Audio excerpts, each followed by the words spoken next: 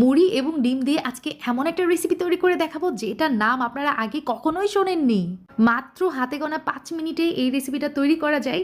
যখন আমার হাতে সময় কম থাকে, ধরেন ঝটপট নাস্তা তৈরি করা লাগবে, তখন আমি এই রেসিপিটা তৈরি করে ফেলি। নট অনলি এটা নাস্তা হিসাবে সার্ভ করা যায়, এটা কিন্তু বাচ্চাদের টিফিন অথবা আপনি ডিনারের জন্য বানিয়ে ফেলতে পারেন।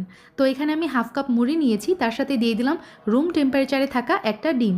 এখন আমি যেটা করব, মুড়ির সাথে এই ডিম খুব ভালোভাবে মিক্স করে নিব। ও আরেকটা কথা, সেটা হচ্ছে এই মুড়িটা কিন্তু নরম হয়ে গেছে, ক্রিস্পি নাই। তো এই মুড়িটা দিয়ে আজকে রেসিপিটা বানিয়ে নিচ্ছি। এখন এই ডিম আর মুড়ির মধ্যে আমি মিক্স করে দিচ্ছি 1/4 কাপ পরিমাণ ময়দা। আপনার চাইলে এখানে আটাও ইউজ করা যায়, তো আমার কাছে মনে হচ্ছে আরেকটু দিলে ভালো, এই জন্য আমি এখানে আরও 1/4 কাপ পরিমাণ ময়দা ব্যবহার করেছি। সব মিলিয়ে ময়দার পরিমাণ এখানে আছে ধরেন হচ্ছে হাফ কাপ পরিমাণ, ঠিক আছে? হাফ কাপ আমি ময়দা দিয়েছি। এখন কিছু ইনগ্রিডিয়েন্টস অ্যাড করব। গাজর কুচি 2 টেবিল চামচ, তার সাথে ব্যবহার করেছি কাঁচা পেঁয়াজ কুচি, ধনিয়া পাতা কুচি, আর হচ্ছে ওই যে কাঁচা মরিচ কুচি দিয়ে দিলাম। আর কতগুলো টমেটো কুচিও আমি এখানে ব্যবহার করেছি। কিছু স্পাইস অ্যাড করব এই পর্যায়ে। বিট লবণ 1/4 টিস্পুন, লবণ দিয়ে দিলাম হাফ চা চামচ, ভাজা বা টালা জিরার গুঁড়া ব্যবহার করেছি 1 চা চামচ। আরও লাগছে গোলমরিচের গুঁড়া হাফ চা চামচ দিয়েছি, আদা এবং রসুন বাটা মিলিয়ে হাফ চা চামচ, লাল মরিচের গুঁড়া একদম 1/4 টিস্পুন, তার সাথে হলুদের গুঁড়াও আমি এমনটাই ব্যবহার করেছি হাফ চা চামচ মতো। আর এখন দিয়ে দিচ্ছি হচ্ছে প্রায় 1/3 কাপ পরিমাণ পানি দিয়ে এখন সবগুলো উপকরণ খুব ভালোভাবে মিক্স করে নিয়েছি।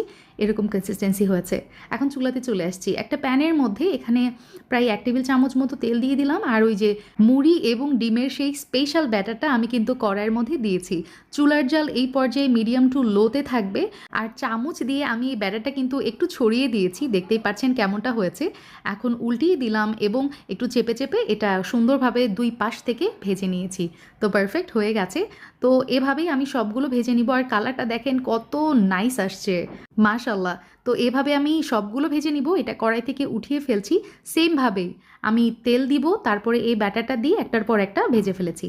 মুড়ি দিয়ে তৈরি স্পেশাল স্ন্যাক্স তৈরি হয়ে গেছে আমার। তো এখানে আমি একটা টুইস্ট করেছি, সেটা হচ্ছে এই যে দেখেন, আমি এটার নাম দিয়েছি মুড়ির পরোটা। খেতে হয়েছিল অসম্ভব মজা। তো যাই হোক, তো মুড়ির পরোটা নিয়েছি, তার মধ্যে আমি কতগুলো শশা কুচি ব্যবহার করেছি।